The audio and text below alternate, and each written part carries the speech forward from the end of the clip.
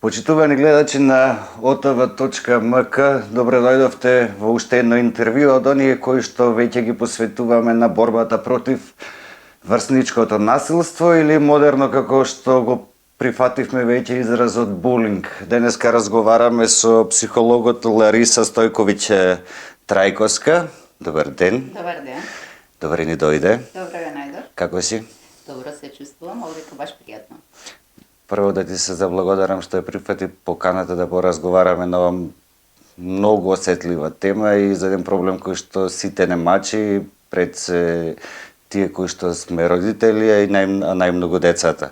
Па затоа би сакал да почнам со не прашање, повеќе една дефиниција за врсничко насилство која што ја прочитав спремајќи се за ова интервју, а тоа дека најголем предизвикувач на врсничкото насилство е неприфаќањето на различностите.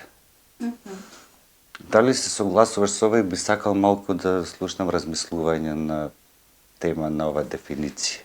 Пред се би сакала да ја поздравам темата, затоа што врсничкото насилство, насилството значи помеѓу врсниците, без разлика во која возраст се одвива, е доста, значи,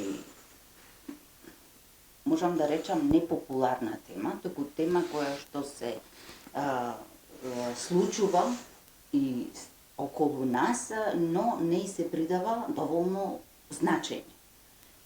Кои се причини или кои се фактори можат да влијаат за да настане врсничко насилство? Има многу, но сепак врсничкото насилство може да се каже дека е насилство или постапки кои што ги повредуваат значи одредени особи. Децата кои што се жртви на врсничкото насилство доживуваат насилство од одредени особи кои што се насилници. Но во овој процес имаме секогаш и посматрачи. Значи, ние како возрастни може да бидеме и насилни, и жртви да бидеме и посматрачи. Исто и така и кај децата. Извини, многу интересно спомнување на оваа третава категорија посматрачи. Дали може да се, ако тие не се насилници во секој случај, дали може да се додаде на посматрачи на тој збор да се додаде и соучесници? Па, значи, не мора да значи дека не се насилници. Тие може да се приклучат кон насилникот. Значи, може со тоа што чута пасивно се придружува кон насилникот. Значи, тоа се категорија на деца кои што повеќе би останале неутрални или на страната на насилникот, многу помал се заземаат страна на жртвата. Затоа што баш она ти што напомена, тргнав малце од пошироко за да дојдам до различностите. Децата кои што се насилници, значи секогаш пикираат деца кои што му се на некој начин антипатични. Односно, во тие деца гледаат нешто што не му се допаѓа. Тоа што не му се допаѓа не значи дека е навистина недопадливо. Туку е различно од она што тие го замислуваат дека треба да биде. Дали може да ни биде антипатично и она кое што едноставно нашиот ментален склоп заклучил дека ние не можеме да бидеме толку добри во одредена работа? Може би антипатично нас да не биде и она што е симпатично кај другиот. И најчесто е то предизвикувач на чувство. Во основата на насилството кај децата постои чувство на презир. Значи, нив не само лутината, нив ги води презирот. И сега тие деца кои што се насилници, во другата особа гледаат нешто што е различно, што не го поседуваат, го немаат. И тоа што го немаат кај нив буди одредени емоции. Тие емоции кај нив предизвикува однесување. Тоа однесување, ако не е во позитива, може да биде неутрално, а може да биде во насилство, во зависност од тоа како детето има развиено вредносен систем и кои ставови ги носи во однос на различностите. Ние потекнуваме, мислам, сите живееме овдека каде што живееме и македонската култура, можеме да кажеме дека е култура која поддржува насилство. Значи, кај нас насилството е нормализирано.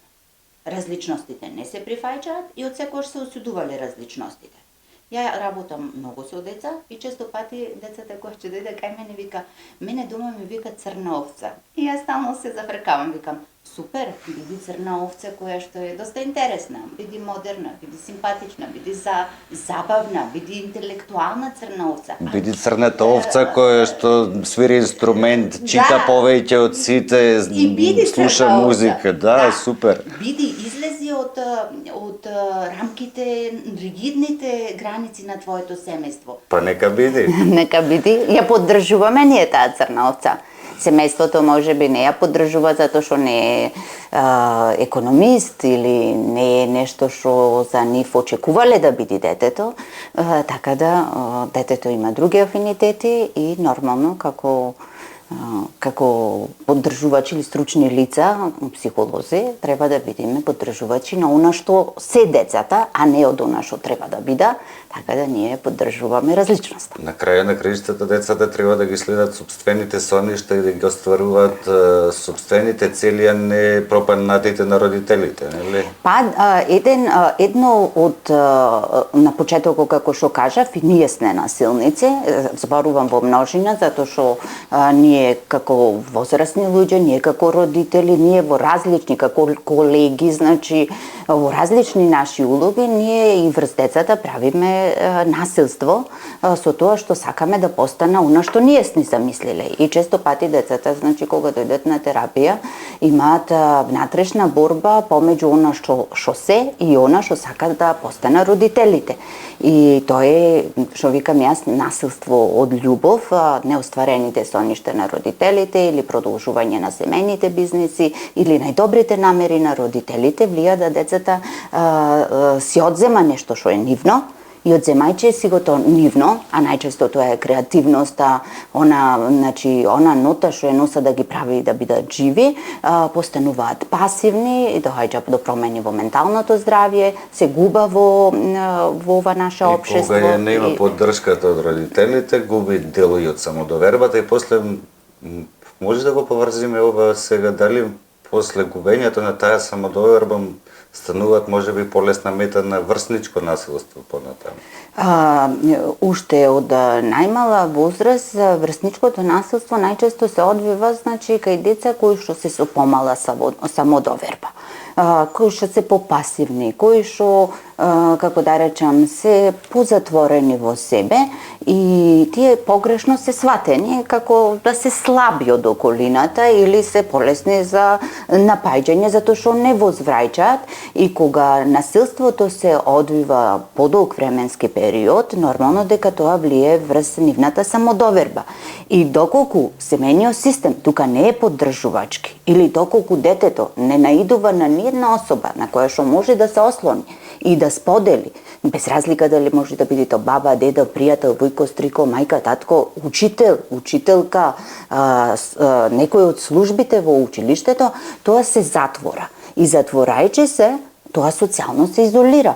И изолирајќи се, тој нема моменти каде да се спознае колку што има во себе, колку вреди фактички, што носи во себе. И така тоа доаѓа да размислува од перспектива само дека е отфрлен, нападнат, дека што е она што мене ми фали да бидам јас нападнат или поради што сум нападнат, и така оди во размислување кои не се поддржувачки и оди кон намалување на самодовербата. Затоа тука е секогаш нагласувам семејството основна карика, каде што е потребно да дојди до детето, значи да допри до детето, за да може детето да верува, да почувствува сигурност, топлина, разбирање, негувачки стил на родитело, за да му помогне доколку надвор се соочи со врсничко насилство. Но доколку дома, мислам, е атмосферата, значи, ниедно дете не е имуно на кавгите на родителите. Ниедно дете не е имуно на оно што се случува дома. Отсуството, значи да, нема контрола над детето, нема близина, нема топлина, имаме само поставување на цели, закани, исполнување на очекувањата на родителите, детето тука нема на кого да се ослони. Значи имаме две места каде што доживува значи некој вид на насилство, дали емоционално, дали физичко насилство, дали комбинирано, секое насилство содржи емоционална компонента, тогаш значи детето се повеќе е оштетено, се повеќе се повредува и се намалува неговата самодоверба. Сега веќе ако разговараме од тај гледна точка дека ние како општество сме го легализирале и прифатиле насилството како нешто Нормализирале, да, да. Ми е тешко да го изговорам зборов во истата реченица. Ако тогаш голем дел од семејствата се такви. Од озгора на сето тие деца имат проблем да се заштитат од насилниците кои што се во училиште. И тука идеме до оние луѓе кои што се многу важни, би требало да се многу важни за тие деца, тоа се училишните служби. Како училишните служби треба да реагираат во таква ситуација, како да детектираат, како да помогнат, како да ајде ќе го детектира, како да го освести пред се родителот, да му каже дека ова е една заедничка борба која што треба да ја биеме. Значи, во самиот раст и развој на детето се започнува од семејството, но заедно со семејството пропратно се воспитно образовниот систем, значи градинки, училишта и понатамошно, значи учење на детето како расти, значи секогаш тоа е еден процес во кој што влијаат сите учесници. Учителите представуваат многу важен фактор за децата.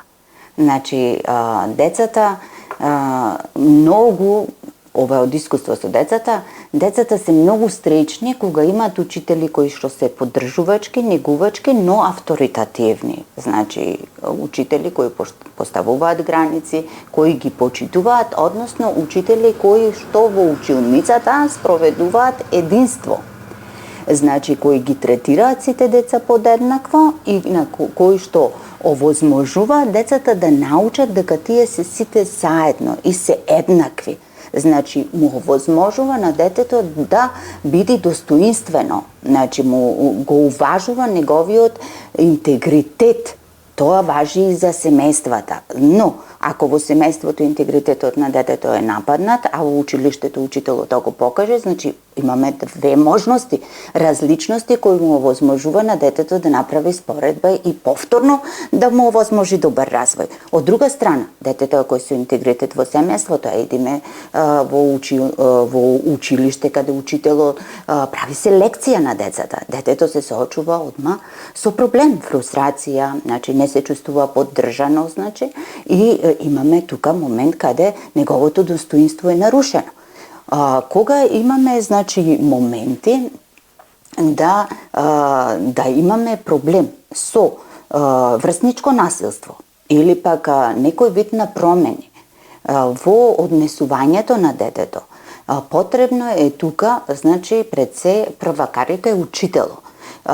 Учителите, како и службите понатаму, значи потребно да имаат сенс за тоа, да поседуваат пред се знаење, значи, но тоа знаење да биде и подкрепено со осетливост, да препознаат, затоа што да се идентификува дека станува збор за врсничко насилство е многу важно, а и тој е првиот чекор кон помошта. Колку ти како психолог имаш деца кои што не успеале да ги решат проблемите во училиштата и стигнале до тебе? Колку често се случува? Имам, значи, имам деца кои што различно, значи, го поминале овај процес.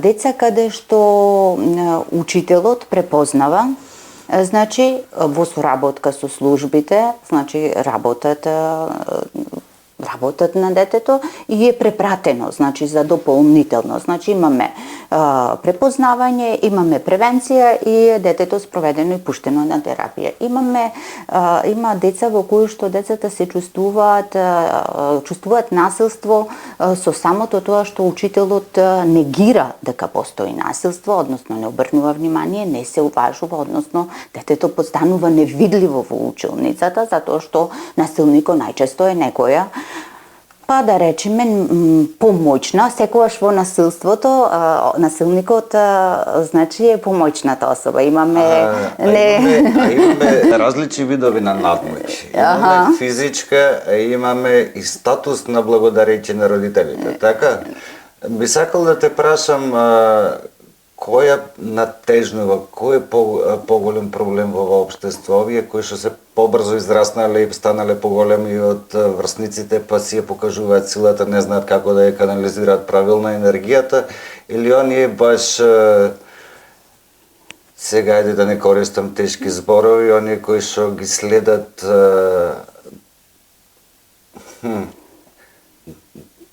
го проследуваат во училиште успехот.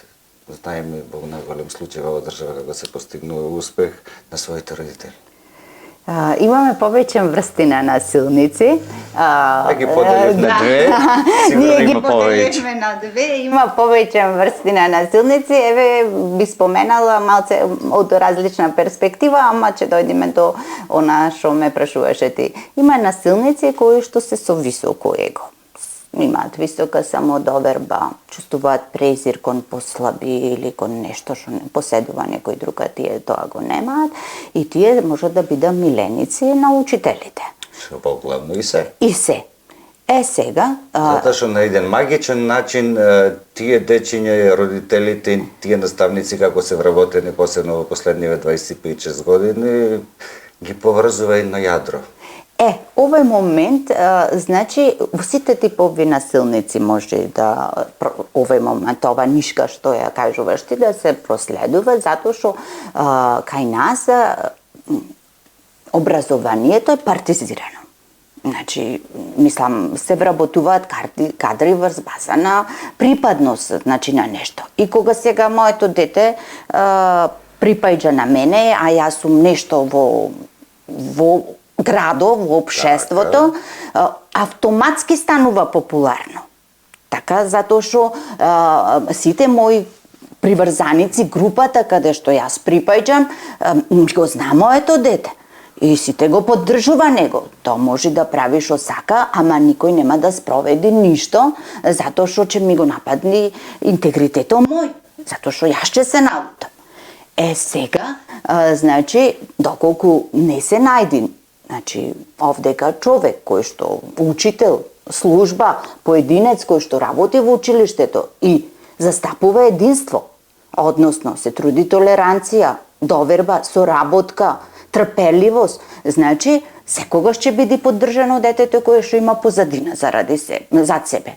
Без разлика ако е насилник, тој ќе биде поддржан и ќе остане да речем да се несува така. Баш вчера го размислував ова и го разговаравме со колегите, дури правевме концепт како да го тераме овој разговор и на крајот од концептот ништо не остана.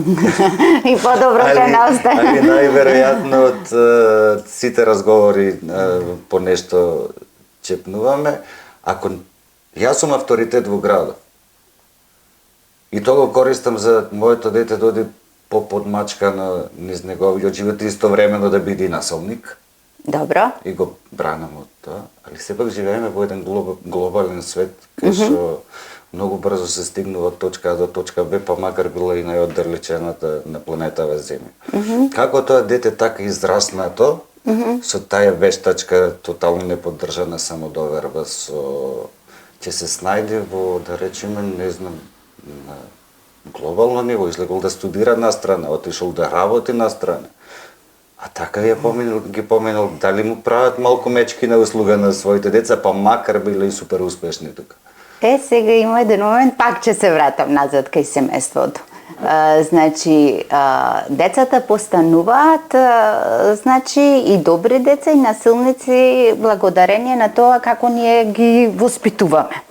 Односно, има значи семејства каде што вредносниот систем е еден, има семејства во кои што вредносниот систем е друг. И самото тоа, значи, што имаме различен вредносен систем, создава воспитување на детето и внесување ставови кои што се од вредносниот систем на родителите. Кога родителите се, да речам, застапници на една идеологија, се однесуваат на некаков начин, детето не знае за друг вредносен систем до одредена возраст. И тоа го прифаќа како нормално. И му постанува нормално однесувањето на родителите. Оние семени системи каде се вреднува лојалност, доследност, образование, каде имаме човеколюбие, чест, морал, етика, естетика, значи тие деца ода во други патишта. Тие може да има какви сака родители, ама зна каков е патот за да стаса до нивната цел, затоа што тие се вкаено му е во нив да поседуваат такви вредности. Затоа што ние вредностите ги имаме, дел од вредностите се од нашето семејство и секогаш ќе ги носиме во нас, а има вредности кои што се целни и попатно си ги поставуваме како живееме и како сме во некоја различна животна возраст, различен животен период, ние такви цели си поставуваме. И тие припаѓа на одредена вредност. Пак е во однос на тоа што е вредно за да живееме. Сега децата кои што живеат во семејства, каде што се застапува друг вредносен систем, односно се стасува до целта на друг начин, преку припаѓање, конформистичко припаѓање на одредена групација, значи и насилството, морам да спомнам дека насилството има групи каде ги поврзува заедничка цел. Тие не се приврзани, ама има заедничка цел. Така да и политичките групи се групи. Значи, така да... Ништо не спојува подобро од заеднички непријател. Ете така. И заедничка цел. Најчесто непријатели се не целите тука или непријателски. Мислам дека како општество, како што го опиша на почетокот, баш не носи до вакви заклучоци кои што малку јас нормално дилетантски ги правам, че му извините сите психолози. Ама со Лариса така течи муаветот некако како по вода, па и не можам да не искоментирам ништо, без разлика што не сум стручен нормално, ама можем да ја поттекнам да биде поотворена во целата приказка. Не треба стручност за ово што го правиме муабет. Значи, многу мои пријатели, затоа што мојот круг на луѓе се луѓе со вредности слични на моите.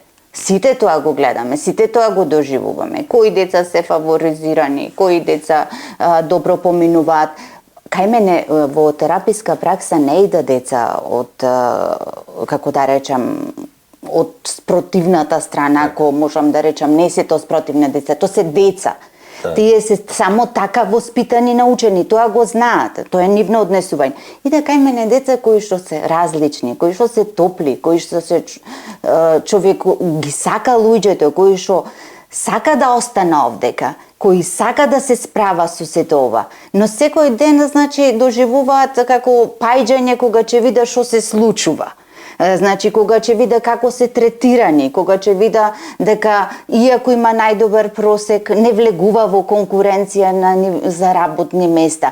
Тоа се деца кои што бара како да се снајда сами со собствените потенцијали, затоа што никој нив не ги води, не ги носи, не му обезбедува со самото тоа што родителот му припаѓа на одредена партија или на одредена функција, нив не му дава лајкови, тие не се слика роденденските торти и прославите со балони или полуматурите што ништо не знача, туку се деца кои што размислува како после полуматурата да направа нешто подобро, како после матурата да науча нешто уште повеќе. Да, кај мене такви деца иде, кои што деца сакаат да останат во оваа земја, но бара стратегии и начини како да го ублажи она што секојдневно го доживува како болка, гледајќи какво ни е општеството.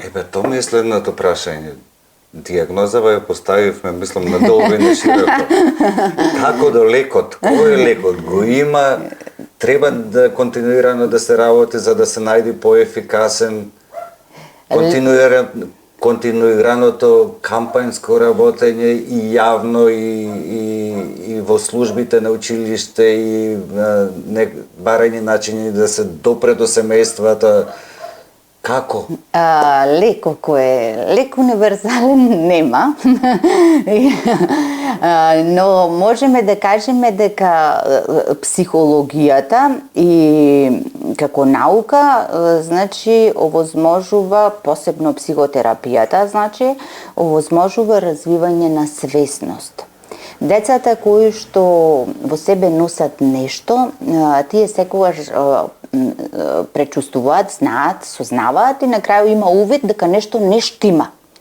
И секогаш бараат каде можат да се приклонат за да можат да разговараат, да дискутираат, односно да собира повеќе информации, да се поддржа дека нешто не штима. Значи дека нешто не е добро, да не биде дека тоа е нивно размислување, а ова конформизмов има друго, значи неконформистите, различните, значи секогаш бараат потврда дали нивното размислување е добро. И тоа е добро кога човек постојано си го преслушува своето размислување и не мисли дека се знае. Јас имаше една конференција, мисля, че ни беше нешто за примарно здравство, понудив да работам или да направиме нешто како за градов, како центар за помош и поддршка на младите, до степен да има и кризен центар за поддршка на младите, за да може да излегуваме во пресред, значи сите, дали волонтери, дали стручни лица, значи че се организираме како, значи пред се го води стручно лице. Јас си земав за обврска сето тоа да го организирам, но никој немаше слух за сето тоа. Значи, ме слушнаја, така помина во ред. Сега тука јас, значи, одам од позиција на јас. Оноку колку што можам, толку и учествувам и давам од она што имам да дам.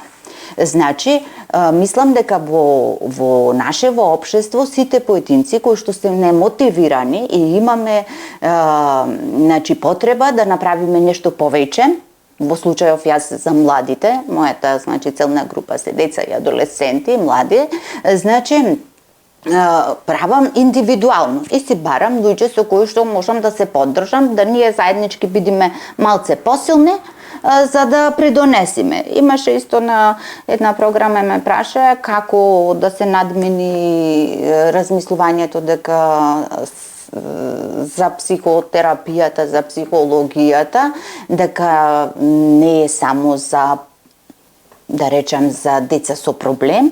И јас баш тогаш тоа го спомнав дека младите сега поседуваат снага, дека тие поотворено се борат за она што го сакаат, односно тие повеќе се ослободуваат да кажат дека има проблем со ова што се случува околу нив. Сепак има некој напредок, особено околу она стигматизација или општо прифатено размислување што е дека кога ќе одиш на психолог, онма те сметаат за луд, значи имаме напредок, се движат во правилна насока младите тука, си го бараат чарето кај што треба го бараат. Си го бара чарето затоа што зна дека психологијата е за здрави луѓе.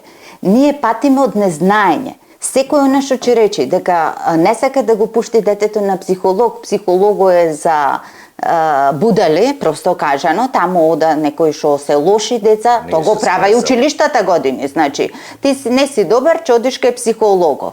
Значи, тоа воопшто не е добро. Психологијата е наука за здрави лица. И овие сега млади луѓе знаат дека психологијата е за здрави лица. Значи, знаењето е моќ. Значи, знаењето му дава да тие повеќе си дадат на себе. Колку човек малце знае, толку повеќе има ограничувања, толку има повеќе стереотипи, толку има повеќе отфрлање на се она што е различно. И зато кај нас долго време беше затворена значи таа тема, но јас од кога уште само почеток кога почнав да работам, значи воопшто не најдов на препрека и доста добро значи соработувам со деца, млади и адолесцентиве, така да сите меѓу себе се поврзуваат, се поддржуваат и градиме мрежа на млади луѓе кои што се способни да се грижат за себе, имаат емпатија да можат да се грижат и за другите. Значи, да влеза... Да, па насилниците често немаат емпатија, затоа што се, како да речам, растени во семејства каде што емпатијата не представува нешто значајно. Затоа што како можам јас тебе да те повредам ако имам емпатија? Од јас ако те повредам тебе, че знам дека те боли. Ако тебе те боли, ме боли и мене. Али емпатијата нема во насилништвото. Значи, кога имаме насилство, емпатијата е отсутна. И така да, кога имаме насилници кои што се постанати на друг начин насилници, односно насилници да се заштитат од насилство, тие можат да поседуваат емпатија, имат и чувство на вина, но тоа е облик на преживување. Рече дека децата кои што доаѓаат кај тебе го поминале оној филтер на препознавање во училиштата.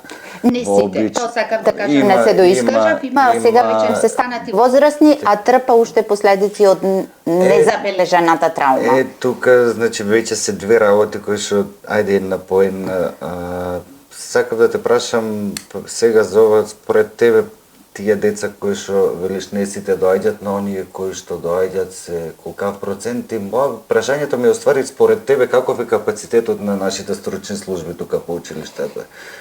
Ајде да завршам оно што почнавме да не биде дека не се доискажуваме. Значи, процентот е мал.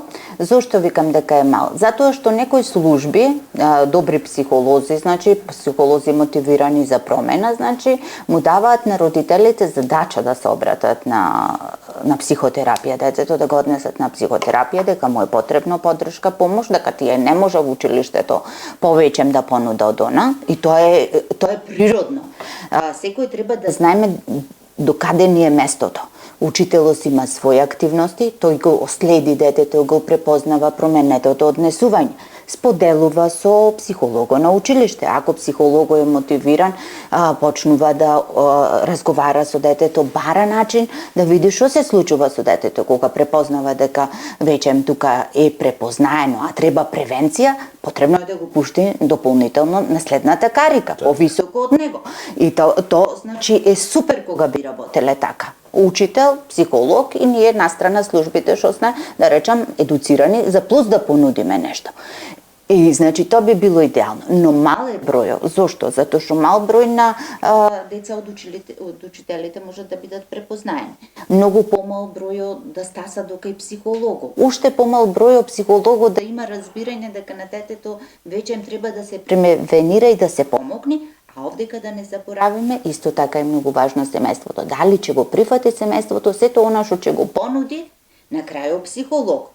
Некои родители кога ќе ми се јава вика, ние сме пуштени од службите. Значи идиме од службите. Некој ќе рече, ние разговаравме со службите и заеднички одлучивме дека треба тоа да се направи за детето. Значи повторно имаме детето е во рацете на родитело, на учитело и службите. Значи, повторно имаме... Тимска работа е во прашање. Значи, треба ние сите да соработуваме за да би имало сето тоа успех. Затоа што не можеме никој без никого. Учитело ако не препознае, психолого многу малце ги гледа децата, значи нема каде да го види детето, значи детето може да дојде до степен до самоубиство, а да не биде тоа препознаено. А во сето ова, нормално е пака родителите, затоа што променетото однесување кое што настанува на училиште, детето си го носи и дома. Или ако имаме дома насилство, тоа го носи на училиште. И тука се и социјалните служби, каде што треба да се уклучат, доколку имаме нереагирање на дете кое што доживуваме дека доживува насилство. Е потврдено дека доживува насилство, не се реагира и се уклучуваат и социјалните служби. Ти благодарам за разговорот и се надевам дека ќе соработуваме и понатаму и ќе се залагаме сите заедно за овој сериозен проблем колку што е можно повеќе да влијаеме да се намалува. Би сакала. Би волела да верам. На вас.